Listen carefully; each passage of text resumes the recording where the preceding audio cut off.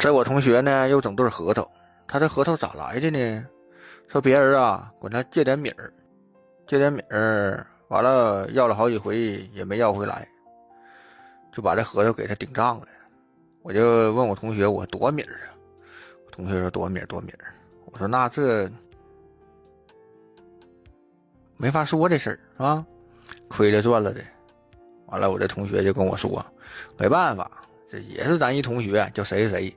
我说啊是那谁谁谁呀，之前他也跟我说借点米儿，确实是真没有，所以我就没给他拿。他说那你咋3500都没有啊？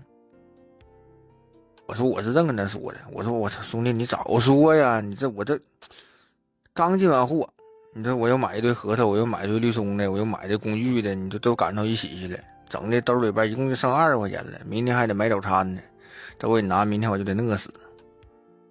这确实是没有，这没办法。你说有时候这玩意儿吧，借米儿吧，它不是啥好事儿，不，这不真不一定是啥好事儿，有时候能借出仇来。你这不就是吗？米儿给拿了，拿完之后给这核桃，我这同学还说了，你说这玩意儿这边儿也不知道哪样大修的，修成这样他也没法盘呢。你说我回我都没法回，你给整整吧，整整完这没事将就将就完，我还能换点。我说行，你不行的话，规定规定嘛，你赶到这儿了咋整？该多少工费多少工费。我说你这敞亮科落了，你这事儿得办呢，对吧？我修之前收工费，咱该咋地咋地，对吧？同学是同学，咱干活是干活啊。你要上我这来，我请你喝点茶，吃点饭都没事儿。但是你要说做活，咱这指这玩意儿为生的。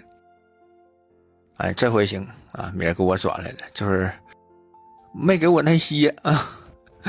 好朋友们看一下啊，这个是做完的一个效果。